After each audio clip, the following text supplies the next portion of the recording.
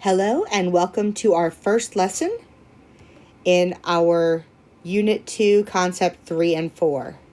Remember to complete your notes as we go through this lesson. The objective is that scholars will recognize geometric sequences as exponential functions. Make sure that you get this all filled in on your notes. So, I'd like you to pause the video and take a minute to write down the number that comes next in each of these sequences. What comes next in each sequence? Pause the video now and take a minute to answer these questions. Okay, so hopefully you've taken a minute to try to answer these yourselves. So let's look at the first sequence. 0, 2, 4, 6.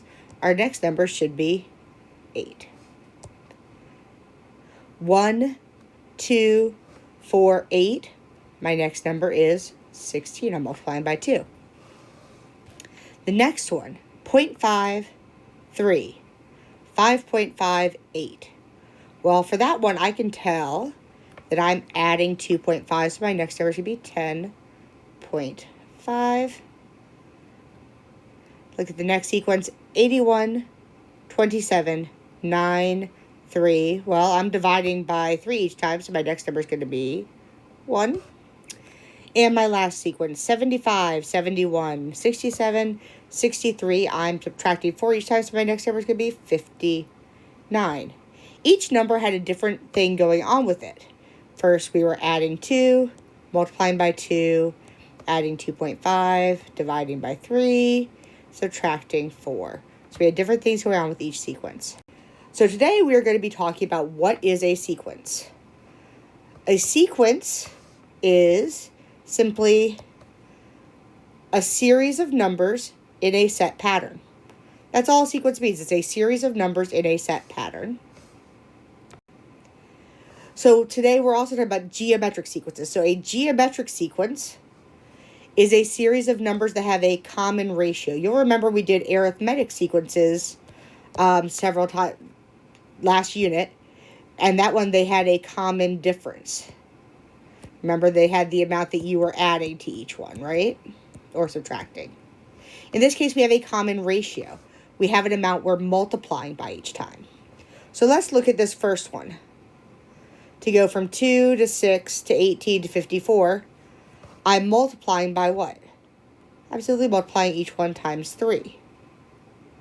What after the next one to go to from 100 to 50 to 25 to 12.5?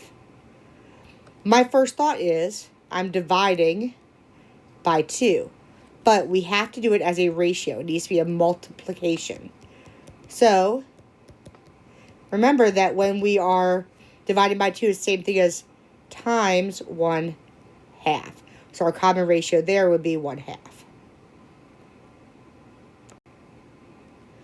So we can write geometric sequences using a formula. This is the explicit formula for the geometric sequences. So you'll notice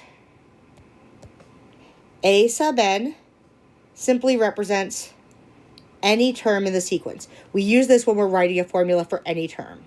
If you're finding a specific term, then you would change it to A sub whatever the term is. Instead of trying to find the 12th, it'd be A sub 12. A sub 1 is the first term in the sequence. So you just replace A sub 1 with that term.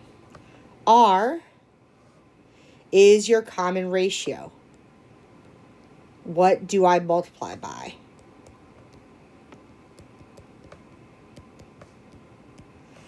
And finally, N, which we see here as well as right here. The N is the number of the term. In this formula, you'll see we have the N, but if we were writing this to find a specific term, let's say I was trying to find the 12th term, I'd have something like A sub 12 equals whatever my first term is, times my common ratio to the 12 minus 1, which is 11, right? Okay, that's a really yucky-looking 11. But you see, you'd be 12 minus 1, which we would write as 11. Okay, so that's how you write a geometric sequence. Okay. at some geometric sequences. Let's write the formula for this one. So I know I start with a sub n equals a sub 1 times r to the n minus 1.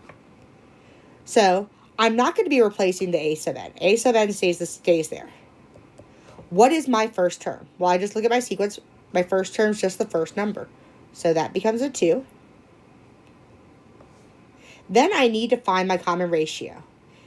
In this case, you may be able to look at it. But if you can't look at it, all you're going to do is take the second term, 6 divided by 2, 18 divided by 6, 54 divided by 18, and in all these cases you get 3. So that means my common ratio is 3. And then because I'm trying to write the formula for any term in the sequence, I'm just going to write n minus 1. All I'm replacing is a sub 1 and r. That's all I'm replacing for these. So let's do one more example. Once again, I'm going to start with a sub n equals a sub 1 times r to the n minus 1. I need to find a sub 1. In this case, a sub 1 is right here. So I have a sub n equals 243. Now I need to find my r. So I'm going to do 81 over 243. That looks big. Let's try another one. 27 over 81. 9 over 27. If I simplify each of these, like I know 9 and 27 I can take out, that becomes 1/3. 27, these all simplify to 1/3. So that means my common ratio is 1/3. And then remember, I'm just writing to the n minus 1. Well, now if I can write these formulas, let's use the formula to find the term. So right now I'm being asked to find the 10th term of this for this formula. So I'm going to replace n with 10. So I have a sub 10 equals 2 times 1.5 to the n, oh, not n. Remember, we're not doing n anymore. Erase that n.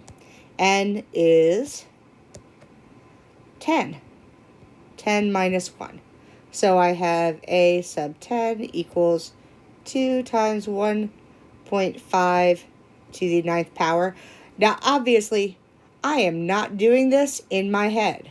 So I'm going to put this in my calculator, and I get a sub 10 equals, and I get a long decimal, but it is 76.88671,875. So you saw I didn't have to do each term to find it. I just put in the 10. Let's do one more example. I'm trying to find the 15th term. What do you notice here? What I notice is there is no first term. That means it's what? Anyone know? It would be a 1. So now I'm trying to find the 15th term here. So I have a sub n equals, I'm going to do 1.5 to the 15 minus 1 is 14. So a sub n equals 1.5 to the 14th power. And again, I'm just going to put this into my calculator to get the answer. And I get 291.92926.025. That's all you have to do is put these into your calculator. Any questions, let me know. Otherwise, good luck on your work.